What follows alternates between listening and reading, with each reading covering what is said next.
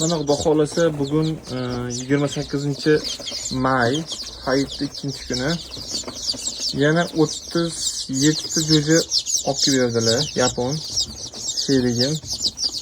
Sherikchilik ochirayotgan narsalar o'zi bular. Oldingisi 24 ta edi. Endi esa 37 ta olib berdilar. 70 tadan 37 ta oshib chiqdi.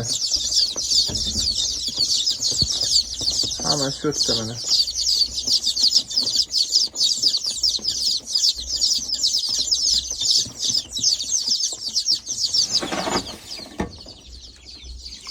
Buni uzunmi?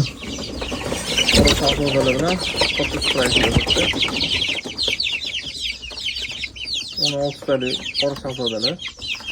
Ularga to'p qoldi.